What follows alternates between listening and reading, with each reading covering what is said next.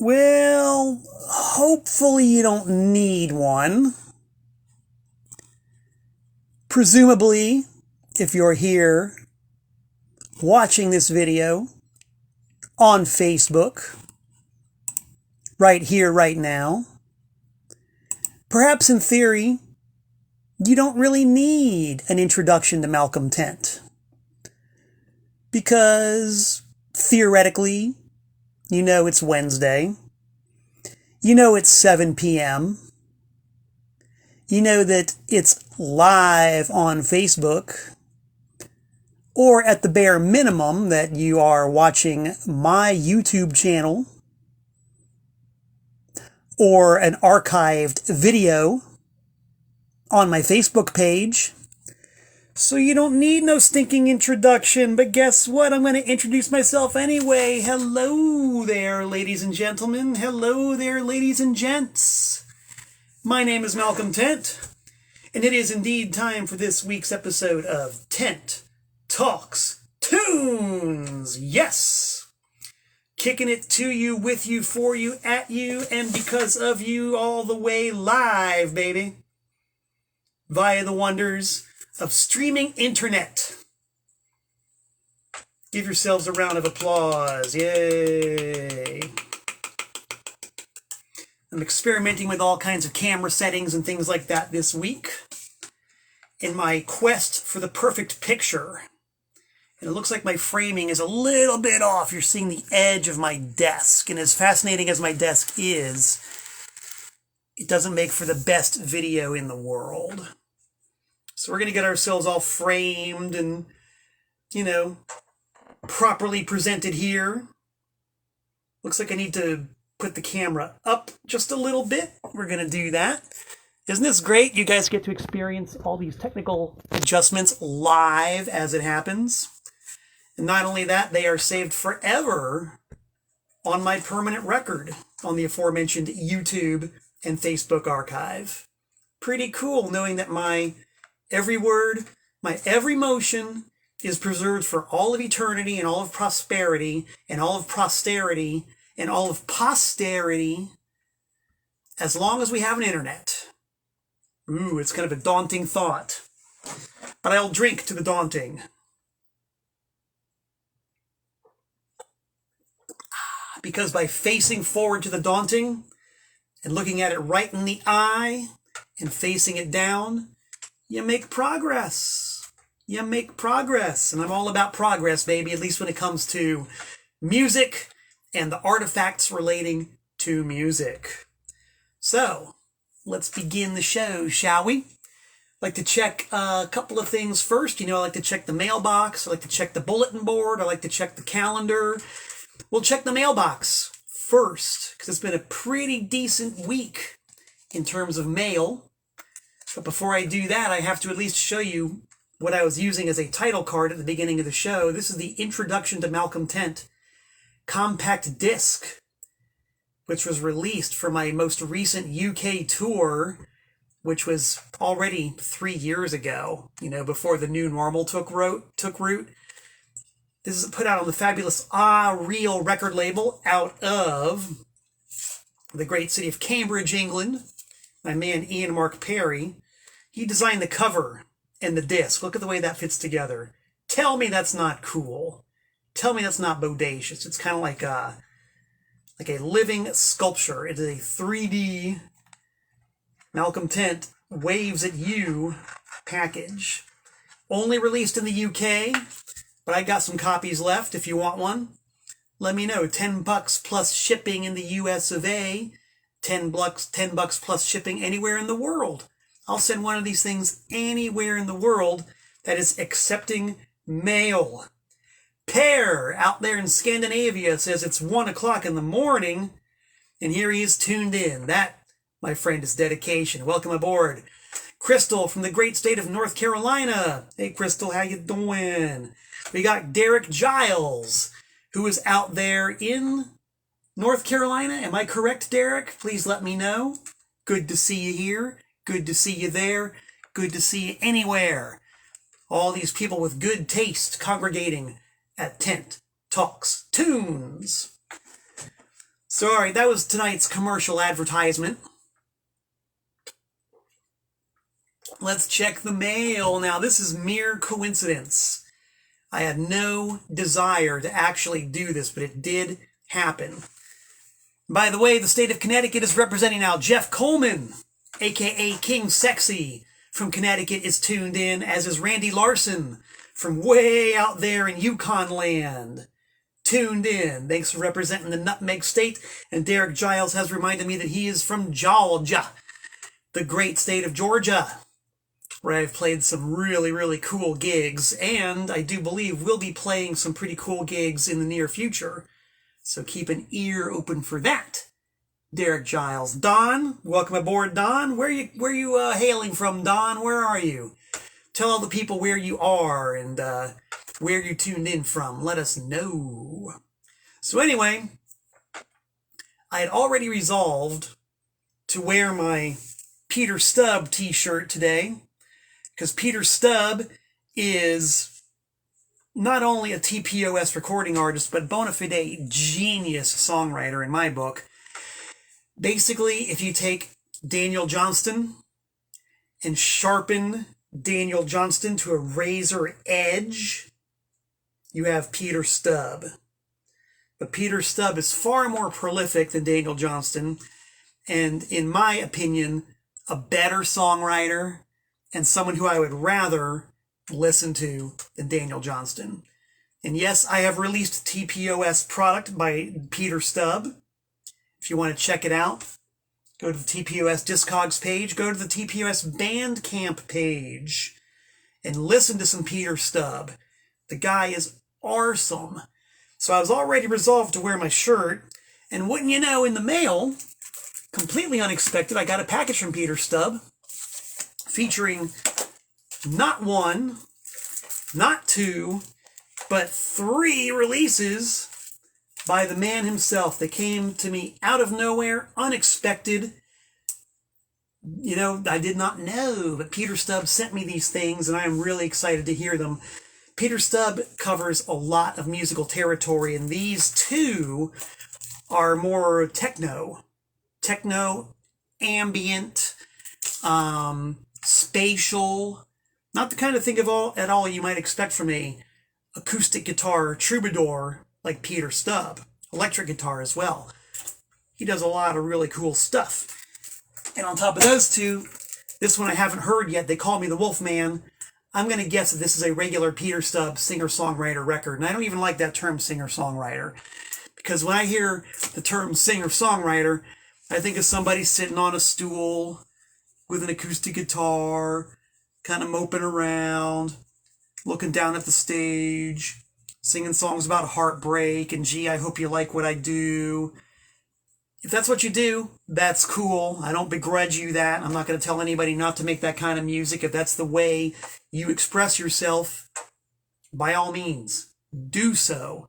Have a good time. Make some money. Get out there. I personally don't roll that way. I'm more like the grab them by the throat and say, come here. I got something to tell you, and you better listen. That's the way I like to do it. Peter Stubb does kind of the same thing. When he plays, he takes no prisoners. And just looking at the song titles in this, they call me the Wild Man, like an M16, I'm the Problem, Daggers in My Back, Fuck the Gordon County Police, Smack That Ass. Peter Stubb tells it like it is. I can't wait to hear this. So this is not on my label, but I love it. I love the man. Peter Stubb, if you're out there, thank you. Thank you very much. Much appreciated. Peter Stubb is a man who does not care for material possessions. So I'm not going to offer to send him something in reciprocation unless he wants to. I'll be happy to do it. Adam Wolf is in the house. A.K. Kelly Dean, the host of KD After Dark on YouTube. And I see that James Pogo is also from Parts Unknown, Weight Unknown, tuned in and representing. Welcome aboard. All right, that was one package I got in the mail.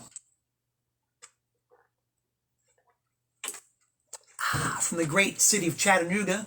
in Tennessee, I got another package from the vicinity of Pittsburgh, PA, from my man Nick.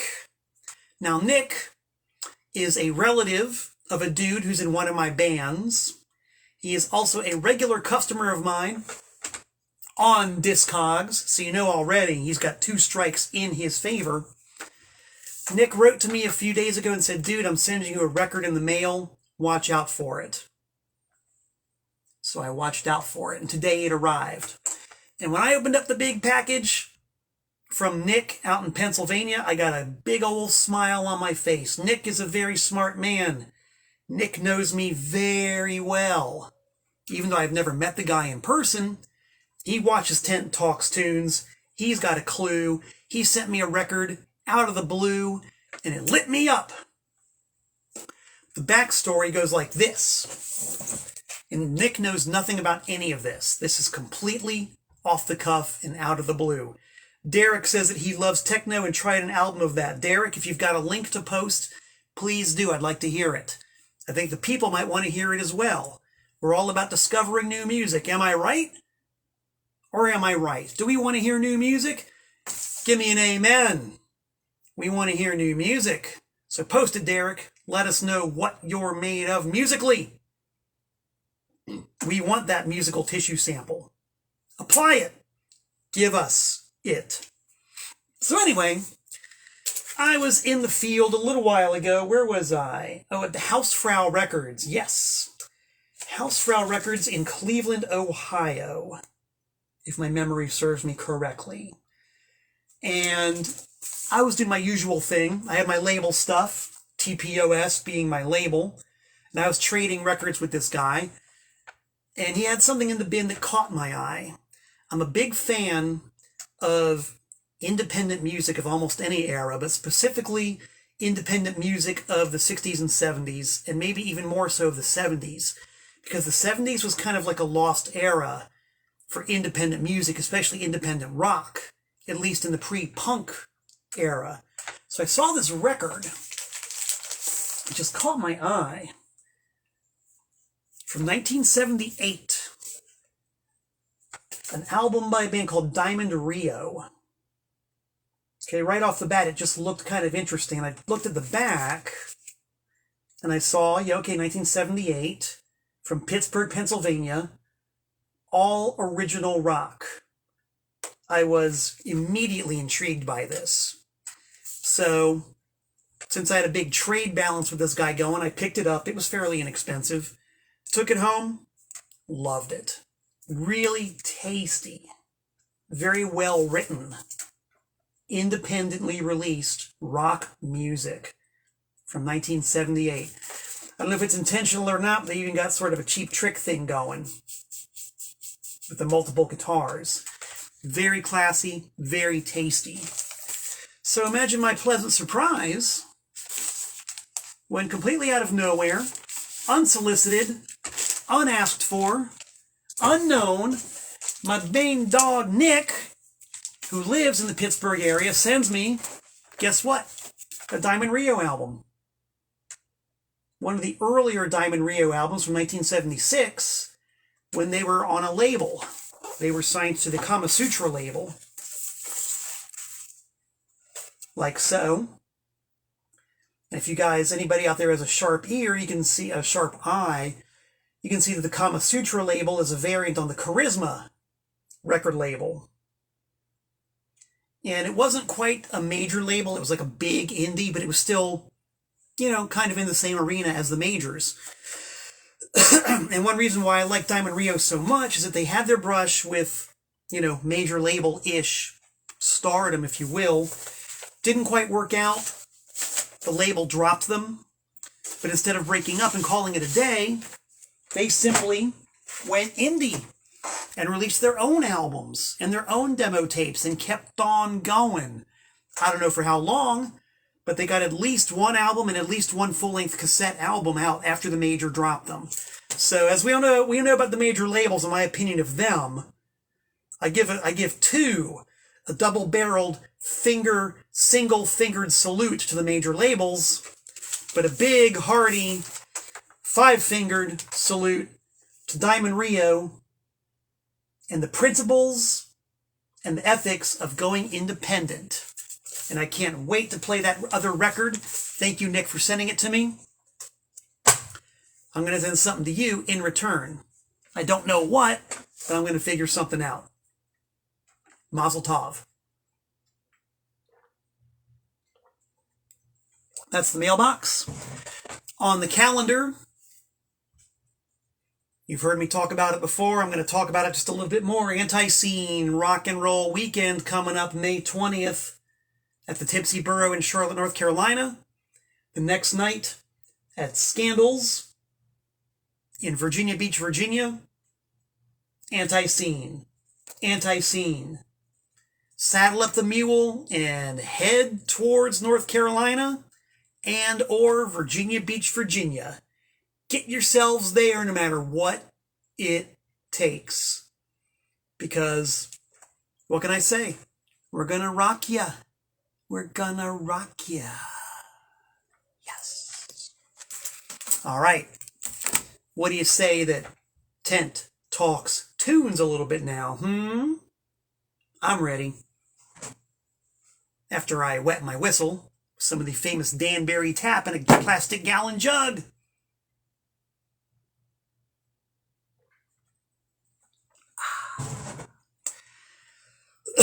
So regular viewer of Tent Talks Tunes is my main guy, Larry Mann, here in Connecticut.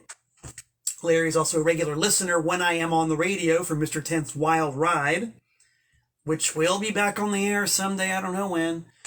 But Larry suggested, dude, bring back the mystery letter. As I have done in the past with Tent Talks Tunes, I would grab a letter of the alphabet and then grab a handful of records relating to said letter. And Larry said, my favorite letter is E. And I said, you know what? E it is. We're going to talk about records by bands whose names begin with E. Hello, Grant Den, my former compatriot in Broken Talent, who's way out west. Grant, forgive me, I cannot remember which western state you're from. What is it, Iowa? Idaho? Colorado? Montana? Please educate me. Remind me where you're from. Because wherever you're from, it's far, far, far away from here, and I'm glad you're representing. Good to see you. Anyway, we got E today. Denver, Colorado. Thank you. I knew it was something out west. So, here it is. You saw it on the meme. This is a genuine box of 45s from my personal collection. Last few shows, I've been concentrating on selling records. Today, I'm just concentrating on talking about them. Because I do live to sell. I do sell to live. But man does not live by sales alone. Sometimes a dude's just got to talk about his treasured vinyl. So we're just going to talk today. Ease. And this is great because whenever I do these letter shows, it compels me to actually drag out these records and play records that sometimes I have not played in years and rediscover the joys thereof. So the first record in the E section is this one right here. You look at it and you say, well, who it is. I can't read Japanese. Or if you can read Japanese, you might be getting a phonetic approximation of the name of the band. So you can see the band is a bunch of round eyes. They are from the Occident. The name of the band, if you scrutinize the record very carefully, with a pair of dollar store glasses if necessary. Nope, name's not on the back either. But, if you scrutinize the label very carefully in very small print, on this, the Japanese Polydor label, you will see the band is called Earth and Fire. Not Earth, Wind, and Fire, Earth and Fire. No wind. So it's a mysterious, unknown record. This is the only record I've ever seen by this group called Earth and Fire. The A-side is called Seasons The B-side is called Hazy Paradise. And the question might be, well, how did I end up with a Japanese pressing of a record by a band I never heard of? And what is it that makes it stay in my personal record collection? Story goes like this. A few years back, I had a table set up at the great WFMU record fair in New York City. For my money, excuse me, for my money, the WFMU record fair is the best record fair on the planet. With the exception, of course, of the Danbury Record Fair, which I promote, and which is happening in Danbury on November 5th, which is a Saturday. Put it on your calendars. FMU is the second best. 3 days of frenzied record dealing, trading, selling, buying. Dealers from all over the country, all over the world.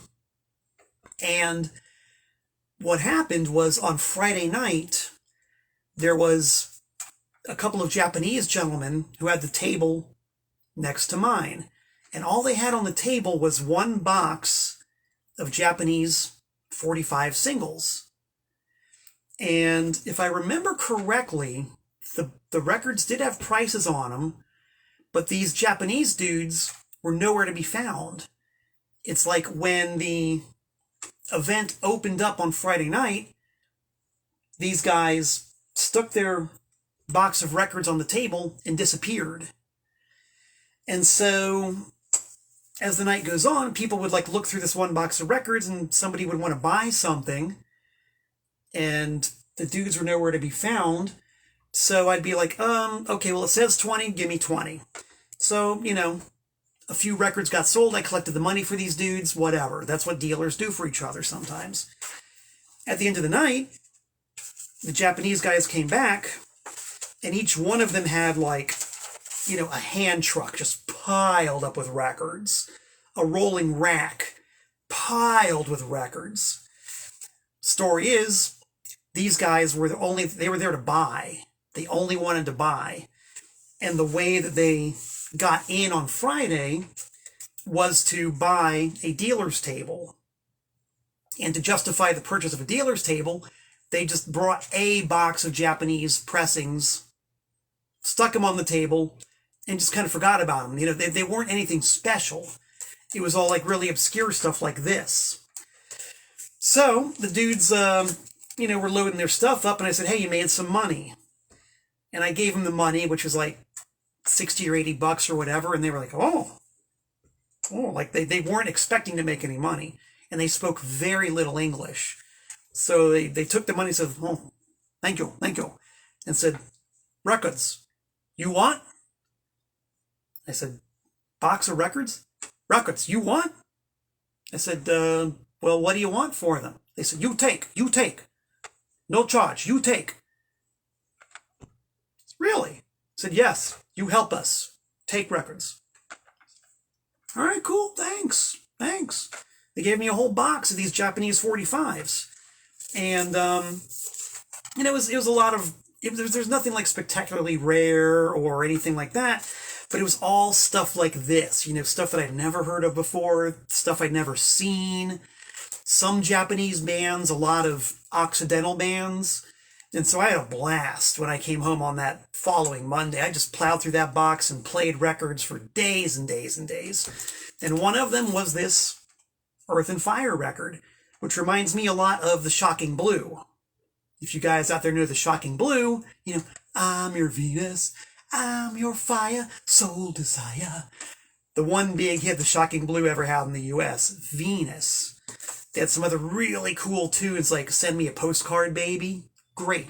Like what I call heavy pop. Shocking Blue. They also did the original Love Buzz, which all you millennials out there know was a Nirvana hit. So, Earth and Fire, quite reminiscent of Shocking Blue, Japanese pressing, which I got for free from a genuine Japanese record dealer in New York City.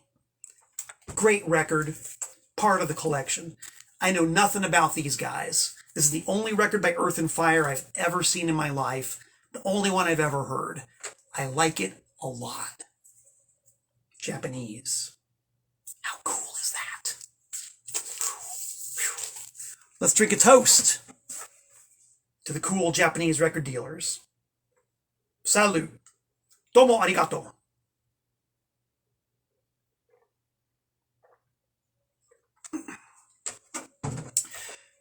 What could possibly be next after Earth and Fire? I'll tell you what could possibly be next. The Easygoings. Yes, the Easygoings. Inscrutable, mysterious, bizarre, and with the absolute eccentric, coming out of left field, unexpectedly sense of humor that I love. The brainchild of Greg Turkington, aka Neil Hamburger, the mogul from Amarillo Records, the Easygoings. This record consists of an unreleased Beach Boys song called Life is for the Living, and then a version of Born in the USA that you've got to hear to believe. Oh boy. I love me some eccentric, tongue-in-cheek, wise-ass rock and roll. The Easygoings. Part of my personal collection. Grant Den from Colorado says, the Easybeats. All right, Grant Den, I normally don't take requests, but since you did, how about some Easybeats? The Easybeats. One of the funnest things about record collecting is the thrill of discovery. I know that the thrill of discovery is out there on the internet. You can, you can troll YouTube or Bandcamp or SoundCloud and find unknown stuff, but I'm from Gen X, baby. I'm used to the physical media. And I was raised on the sheer glee of going through one of these things, this record box, leafing through the records one at a time, and never knowing what you're going to find behind the next record. Even if you're looking at this one, kind of a regular old Alice Cooper picture sleeve, you don't know what's behind it. It might be something like the Cosmopolitans, but that's C. We'll do C later. The most fun is the thrill of discovery. And as Grant Den just pointed out, as a guitar player himself, he knows that the A side of the single, Friday on My Mind, has a great guitar. No doubt about it. So I saw this record. I'm like, okay, the Easybeats, Friday on My Mind. I know that song. You know that song. Everybody knows that song. If you turn an oldies radio station on right now, if you just wait a little while, you'll hear Friday on My Mind. But what I love doing with these hit records, I love to turn the record over and see what's on the B-side. In my opinion, the B-side is a really good way to see what a band is really made of. Because hit singles, there's a trillion of them. But what happens once you scratch the surface and get past the hit? So I took this single of Friday on My Mind by the Easybeats, flipped it over and saw there's a song on there called Made My Bed, Gonna Lie in It. Song kicks ass. Kicks serious booty. Look it up. Made My Bed, Gonna Lie in It. This is one tough number. It is tough. Tuff in the right ways. And just a little bit of background, the Easybeats as a band was the brainchild of a guy named George Young from Australia. George Young is the older brother of two guys named Angus Young and Malcolm Young. Now, I would certainly hope you would know that Angus Young and Malcolm Young formed their own group called, come on, somebody say it, post the name of that band, the Young Brothers, Malcolm Young and Angus Young. What was their band from Australia? Post it. I know you know. Someone up there is going to post it. Someone's going to put the band name there in the comments section. Anyway, the Easybeats, George Young, Malcolm and Angus Young's older brother. Thank you, Don, for posting half of the band name. AC. You know the rest. So this is a direct ancestor of AC/DC. And it's really good. So there's a lot of joy to be found in them B-sides. It's always worth flipping the record over and seeing what's there. Hell, I found a kick-ass song by Herman's Hermits by playing the B-side.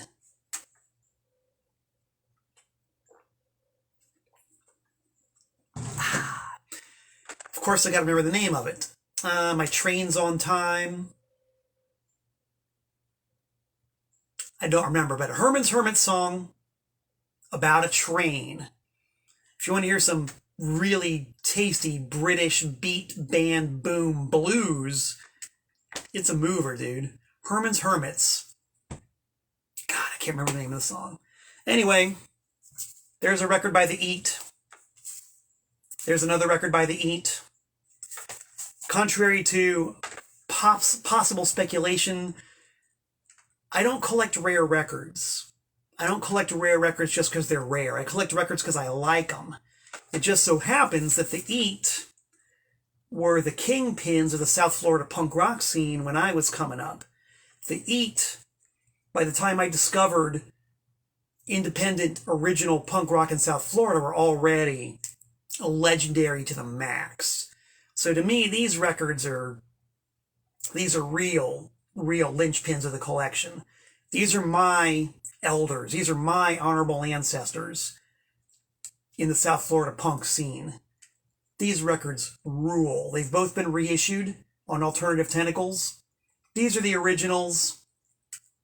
My history, my background, my ancestors. Ain't parting with them. And just to show you guys something that's really funny, the first single by The Eat, Communist Radio, original sleeve, original record. For some reason, 2 original inserts. But the thing that really drives it home for me, the real trademark of authenticity, an original receipt from Open Books and Records for this very copy of The Eat. 96 cents was the cost of this record in 1980. March 12th, 1980. 96 cents. That is so damn cool.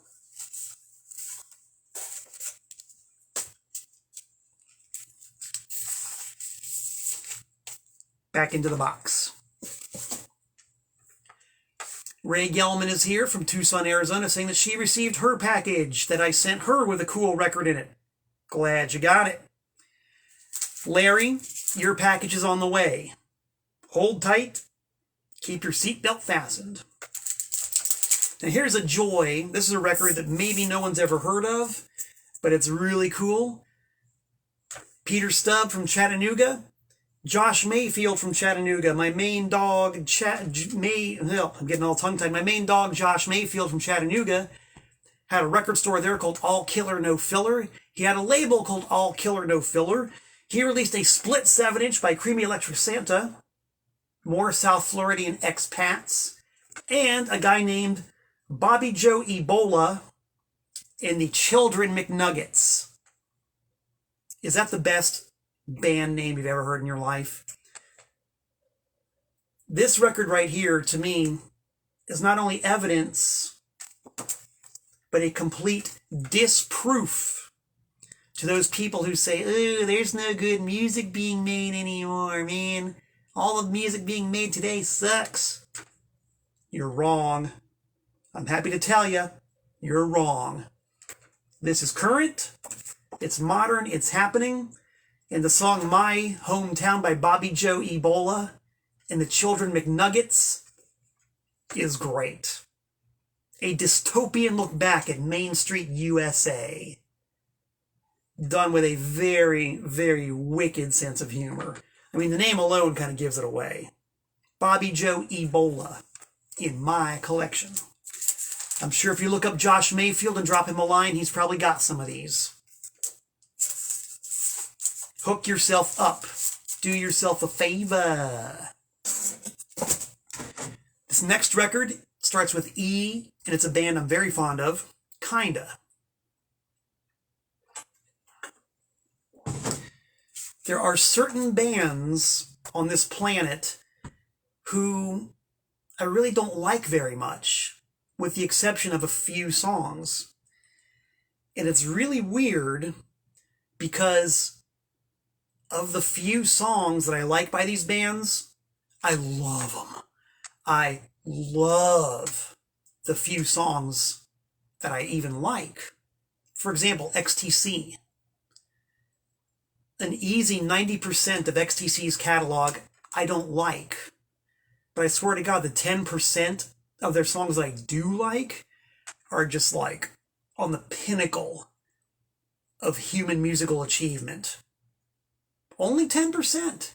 The rest of their stuff I don't even like at all. And I've tried. Don't like it in the slightest bit. But those 10%, man, I get down on my knees and I bow towards Swindon, England for that 10%. The Stranglers are the same way.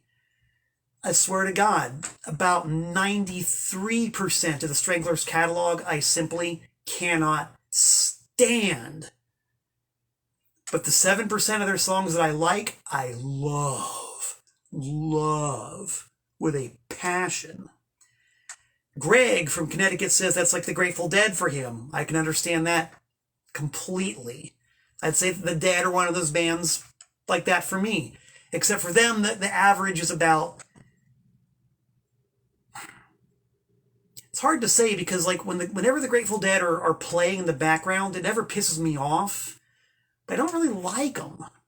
It's a weird thing, you know. I'm more in love with the atmosphere of the Dead and the lifestyle that there used to be, like people following the Dead. I always thought that the scene was really cool, and the music's okay. You know, I got nothing against the Dead per se, and there are a couple of tunes of theirs that I really do like, but I don't really sit around playing the Grateful Dead on my own. U2 is another one of those bands. U2, by and large, just rubs me the wrong way. But the stuff of theirs that I really do like, yeah. How about, since this is the show about E... Oh, by the way, I just remembered, the Herman's Hermit song is called My Reservation's Been Confirmed. And Larry just chimed in with Herman's, and that triggered the memory. Herman's Hermits... My Reservation's Been Confirmed. Look it up. You would almost think it was the Stones. It's that good. E for Echo and the Bunnymen. Something about Echo and the Bunnymen that I find mildly annoying most of the time, but the songs of theirs that I do love are just gems. Just absolute gems.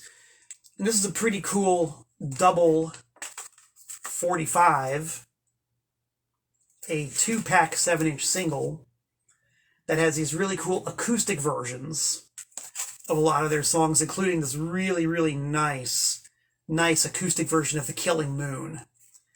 And the full-blown studio version of A Killing Moon is one of those tunes that I just want to hear for the rest of my life in perpetuity, forever. The acoustic version was the first version I ever heard of that song, and that's the one I fell in love with initially.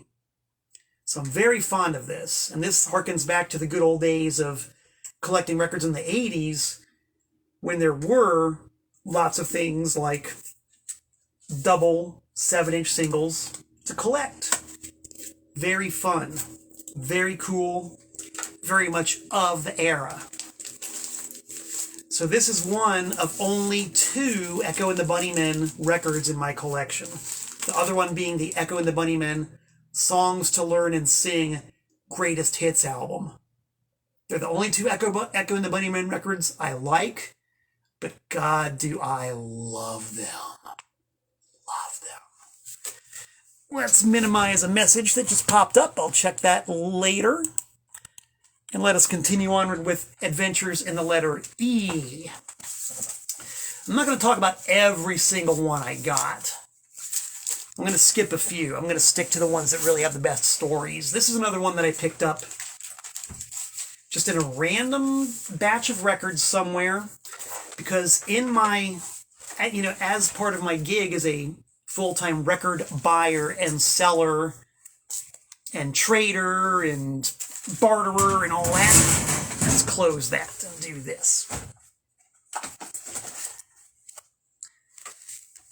In my role doing that, I'm, of course, always picking up records.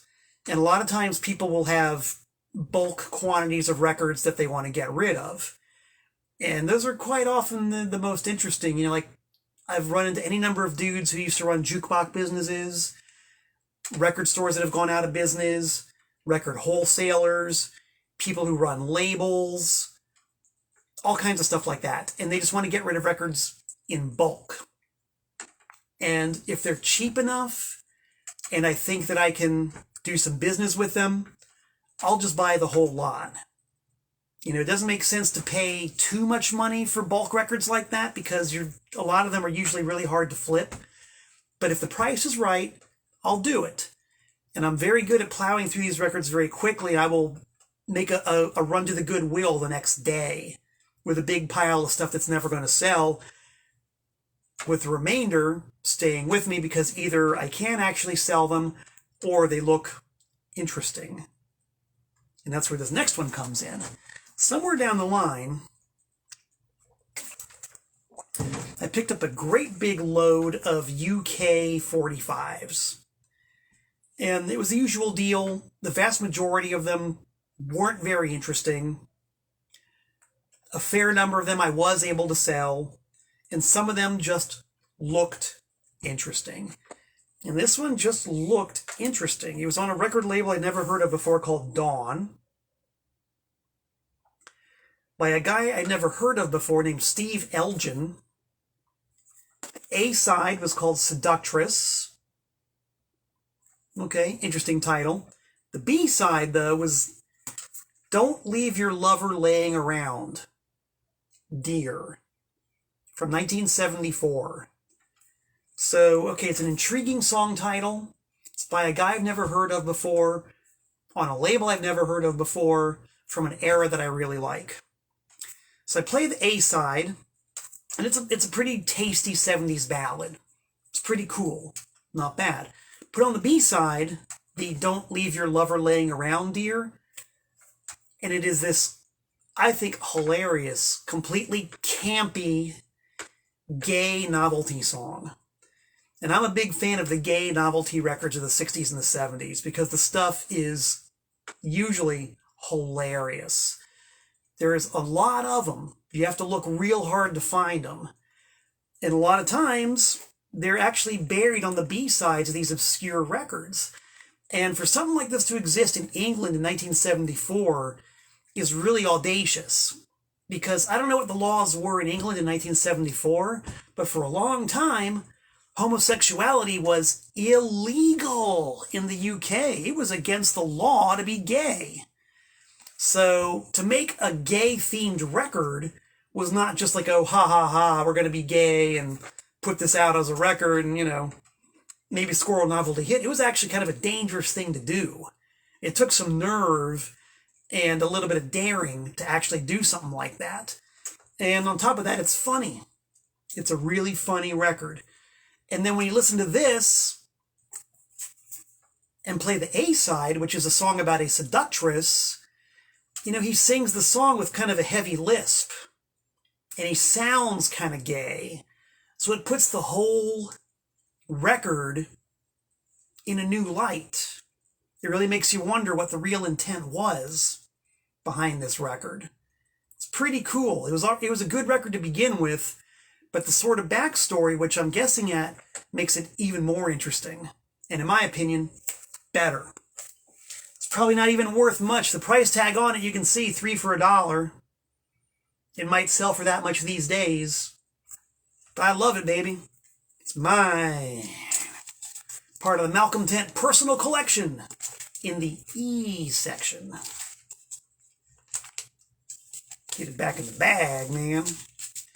All right, this next wad of records, I don't have time enough in the day to address this. This is a whole different subgenre, and it's worth an entire show of its own. Not Elvis records, but records about Elvis. Elvis tribute records, Elvis cash-in records, Elvis exploitation records. Elvis has left the building, very pointedly credited to his friend, J.D. Sumner. Okay, just in case you were wondering, yes, that's his friend. It says so right there on the sleeve. You know, stuff like this. A prayer for Elvis, which is a message from Harold. Good old Harold has a prayer for Elvis. But just in case you were wondering, they make it clear that he's Elvis's first cousin. Just so you knew. Man, I got a ton of these things. Ton of them. These are just the 45s. And they range, as you can guess, from the sublime to the ridiculous. Heavy emphasis on the ridiculous. In fact, I don't really know of a single sublime Elvis tribute record. Not one. We'll talk about him on another episode of Tent Talks Tunes, the Elvis tribute cash-off exploitation rip-off record. I got a lot of them. Lots of them. Speaking of Elvis, we got a title on the Sun Records label. This is not actually released on Sun. This is an odd thing. Sometime in the late 1970s in South Florida, somebody was pressing up boatloads of these Sun repros.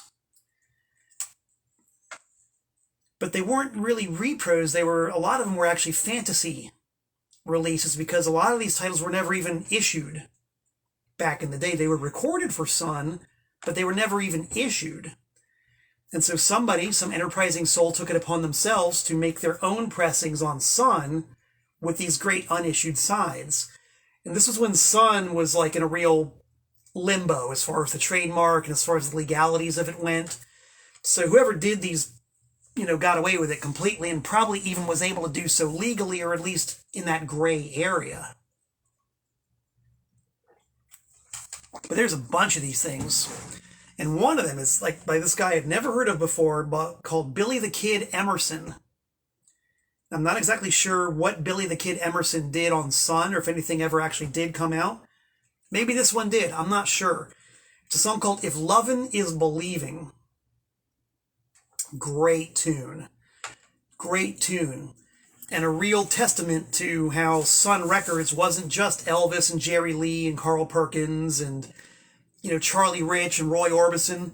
Sun had hundreds of records by dozens of artists, all the way from straight-ahead blues shouters to gospel to straight-ahead country to rockabilly to rock and roll. They really do deserve the legendary status that they have. And this one record by a super-duper obscure guy helps cement that reputation in my book. Billy the Kid Emerson. Look it up. You like your soul sides? How about this one I never heard of before? Only record I've ever seen by these guys. I know nothing about them. The Emperors. On the great Mala Records label. Home of Bunker Hill. If you want to hear some of the most crazed, off the hook, out of control blues shouting ever made, look up Bunker Hill. Bunker Hill, specifically the song called The Girl Can't Dance. That song will give you an apoplectic fit just by listening to it. This one here by the Emperors, My Baby Loves to Boogaloo. Right there. Backed with You Got Me Where You Want Me. Just a super cool up-tempo. I don't know if it's Northern Soul per se, but up-tempo soul Boogaloo 45. They might have been, I don't know if they were even a one-hit wonder. This might even be their only record. That's the beauty of 45. So many of these bands only made one record ever. And so often it was a killer. It was a killer. My Baby Loves to Boogaloo by the Emperors. Check it out. Don't know if it's worth a lot of money. Don't care. It's a great record. What else we got here? We got some Rocky Erickson. We got some Esquerita. Some Esquivel. This is really cool. Another genre that I love so much, you might have been hinted at earlier with the Echo and the Bunnymen. A band called Essential Bop. A record called Eloquent Sounds. It's British. 1980. And that's an era and a time and a place that I am very fond of. Produced hundreds and hundreds of records of the so-called new wave genre. Most of them just kind of came and went. This one just kind of came and went, but it's really good. Reminds me sort of the Gun Club, sort of AC Temple. It's kind of dark, kind of gothic. It's the same deal. It might be the only record they ever made. I've never seen another one. Love this record. South Florida, Giants Amongst Men. Inspiration, influence, the essentials, Turn Off Your Radio, plus 3 other barn burners. South Florida, baby. When being in South Florida was even less cool than it is now. In fact, you know what? I'm going to say for a fact it was more cool to be in South Florida then than it is now. In the pre-Miami Vice days, it was way cooler back then. South Florida always sucked, but there was still a certain bit of old South Florida feel to the place in the pre-Miami Vice days, before everything went deco, like fake deco, and all the fucking cocaine cowboys took over and all the Euro garbage tourists. See, I just got pissed off even thinking about it. Before all that, when South Florida was just a desolate wasteland, and bands like the Essentials prowled the earth, I guess there was some cool to be had. Love this record. Love it. Love it. Love it. Love it. From New Haven, Connecticut, a group that only fairly recently stopped operation, the Estrogen Highs. Very cool, stripped down, no nonsense rock and roll with intelligence. They put out a whole bunch of stuff. And they and their various alum are still at it in various ways, shapes, and forms. New Haven, good stuff coming out of New Haven for sure. Do like New Haven, always have liked New Haven. And I'm going to wrap up with one last 45 at the very back of the box. Not because it deserves to be there, but because it simply is the last one in the alphabet. You want to talk about hot soul sides? This one right here, kids. Experience 2. Freedom Train. Man, oh man, oh man. If this doesn't get you up and moving, you ain't got a body. And to maintain the same theme, I'm willing to bet this is the only record they ever put out. I've never seen anything by them anywhere else. Not full length, not single, not nothing. Awesome song. Rocks so hard. 1973. Real good. I wish I knew where these guys were from.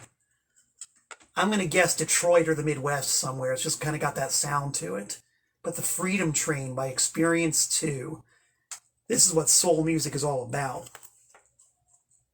And it's the only record I've ever seen by these guys. Mwah! Just love it.